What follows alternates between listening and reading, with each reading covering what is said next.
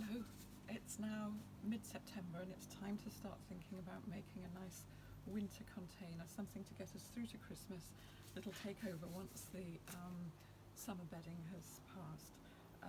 So I've just got a few little bits and pieces together from the garden, things that I've already had in the garden, but garden centres are full of this kind of thing at the moment. The pansies, violas are starting to come in. And this time I've chosen these little white cyclamen just for a change. They've got lovely foliage, which will go nicely with the other foliage things here. These are surprisingly hardy. They're not the big floppy ones that you have in the house over the winter. This will even tolerate a small amount of frost. It'll go through until December, probably, flowering away quite happily till then. And then you can just take them out and replace the container, put some violas or something that will colour through till the spring. So I'm going to be using our John Innes number 3 for this. To be honest, there are many of the Sylvagrow products that would work. Sylvagrow tub and basket, Sylvagrow multi-purpose, but for this I'm using our nice soily Sylvagrow John Innes number 3. I've got an old pot here. It's not even got a symmetrical top, but none of the edge is going to show, so that doesn't matter. Important, nice drainage. So one thing that bulbs particularly can't tolerate is waterlogged conditions, so do make sure that the drainage is there. With bulbs, when you put them in a container, if it was just going to be bulbs, you can actually pack them in reasonably tightly because you want a nice dense display of flowers. With these ones, and I'm using this lovely tete-a-tete, it's a miniature, lovely little yellow daffodil. It'll come up through the other plants in the spring and just give a little bit of a zing of colour. So generally with bulbs, fill the pot to about a third of its depth.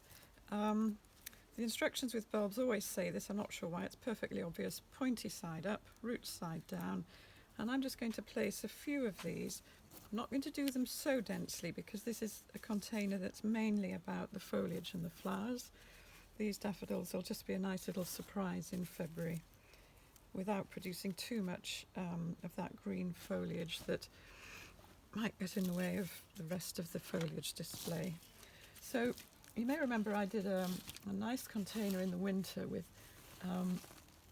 a nice fern, so I've taken that out. It's been watered over the summer, still looking very healthy. I'll just pop that one in there. As you will know, I'm very keen on this black mondo grass, Ophiopogron. It makes a nice sophisticated addition to any pot of a display like this.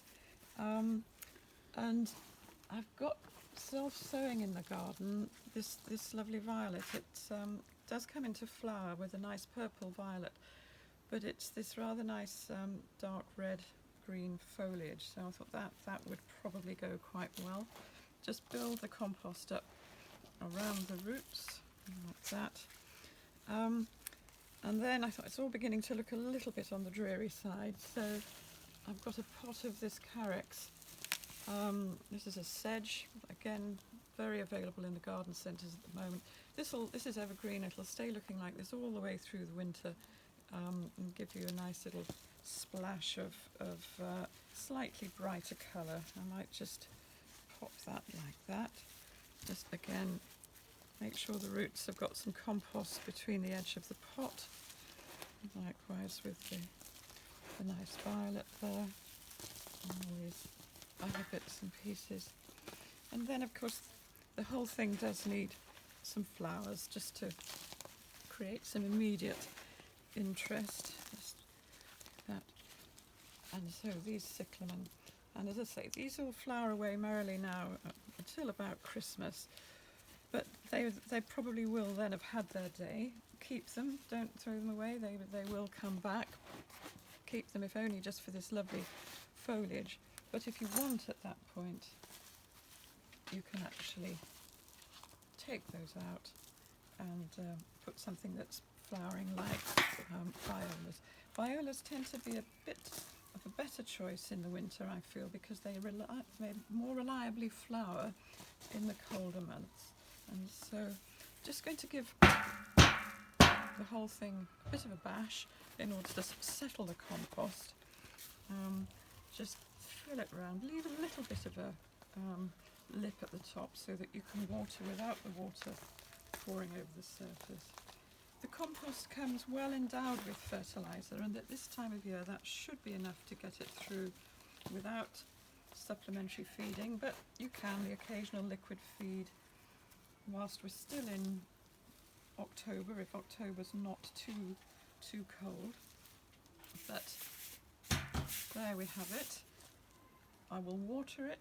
Remember, as with all watering, learn the weight of your pot when it's well watered and try not to overdo it. Once the compost is fully charged with water, with your irrigation, you can't make it hold anymore. And what you don't want is loads of water coming out of the bottom, because all that's doing is leaching away nutrients and it's a waste of water. So keep it well moist, but containers in the winter, they really don't want to be sitting too wet.